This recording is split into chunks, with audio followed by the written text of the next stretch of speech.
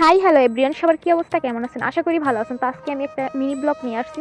এই যে দেখেন, গ্রামের পরিবেশ কত সুন্দর। প্রাকৃতিক পরিবেশের সাথে কোনো কিছুর আসলে তুলনা হয় না। আমাকে গ্রামের পরিবেশ এত সুন্দর, একদম মনে হয় শহরের মানুষরা উপভোগ করতে পারে না, তারা একমাত্র গ্রামে আসলেই এরকম পরিবেশটা দেখতে পারে।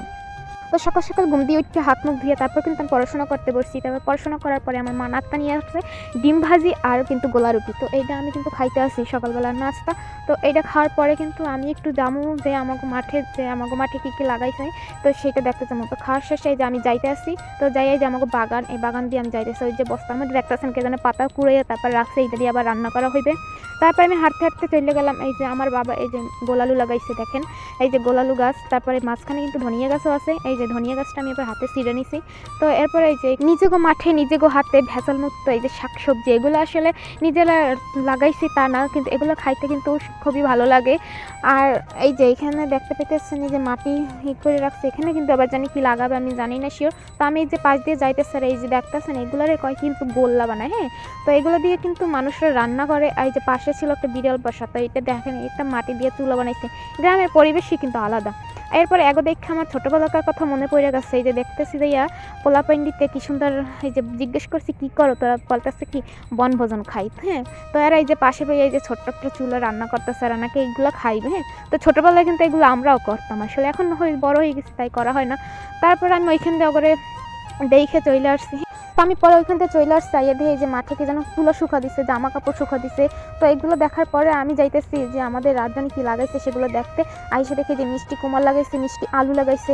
এগুলো শাক কিন্তু রান্না করে ভাজি করেও খাওয়া যায়। তো একদিন আমি ভাবছি এগুলো নিয়ে রান্না করে খাবো। তো এখন আমি আসছি শুধু দেখতে যে কী কী আসলে লাগাইছে। তো এগুলো দেখার পর আমার ভালোই লাগতেছে, অনেক সুন্দর হয়েছে। পাশেই দেখতেছি কি যে লাল শাক লাগাইছে, এই যে লাল শাকগুলো অনেক সুন্দর হয়েছে। আসলে গ্রামের জিনিসগুলো সবই সুন্দর, তাই না? যারা গ্রামে থাকেন তারা তো বুঝেন, অনেক সুন্দর। তো আমি এখান দিয়ে আবার চলে যাইতেছি। এই যে পাশে দেখি যে হেসি শাক, এইগুলো কিন্তু লাগানো এমনিতেই হয়। এই হেসি শাকগুলো কিন্তু খাইতে বেশ মজা। হ্যাঁ, তো এরপরে দেখি যে একটা বাচ্চা গাছের উপরে দাঁড়িয়ে দাঁড়িয়ে খেলা করতেছে। তো আমি বলি আমার সাথে আয়। তো এই পাশে যাই দেখি যে সরিষা লাগাইছে।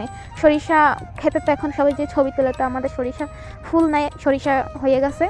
তো শহরে কত কিছু আছে। আসলে যখন শহরে যাই তখন মনে হয় যে নিঃশ্বাস নিতে আমার কষ্ট হয়। যানবাহন, কোলাহল সব কিছু মিলে খুব একটা অস্বস্তি হয়। গ্রামই সুন্দর, গ্রামের পরিবেশটা খুবই সুন্দর, গ্রামে নিজের মতো থাকা যায় সব কিছু।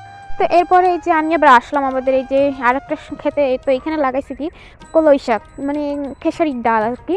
তো এইটার কিন্তু শাক, এই শাকটা কিন্তু খাইতে খুব মজা। তো আমি আবার কয়েকটা তুলতেছিলাম, তুইলে আবার বাচ্চাটার হাতে দিছি। তো এইখান দিয়ে তারপর চলে গেলাম। তারপরে যে আমাদের এগুলো কিন্তু আমাদের ধান, আমার মা ধান রোদ দিছিল, তো বলছে একটু এইটা নাড়া দিয়ে আসতে। তো আমি আবার এই যে নাড়া দিতেছি। তো এগুলো পাশে যে একটা মাটির চুলার মতো দেখতেছেন, এইটাতে কিন্তু ধান সেদ্ধ করা হয়। তারপরে এখানে সেদ্ধ করে ধানগুলো কিন্তু রোদ দিছি। তারপর রোদে শুকানো হইলে তারপর কিন্তু এইটা আবার ভাঙতে হয় ধানগুলো, তারপর চাল হয়। আর এই চালটা দিয়ে কিন্তু আমরা সারা বছর ভাত খেয়ে থাকি। তো এই যে চাল ধানটা নাড়ার পরে আমি কিন্তু এখান থেকে চলে যেতে আসি। এই যে দেখেন কত সুন্দর, তাই না? চারপাশটা ধান রোদ দিয়ে দিচ্ছে। তারপর আমি এখান থেকে ধান নাড়াটা দিয়ে তারপর বাড়ির দিকে যাইতেছি।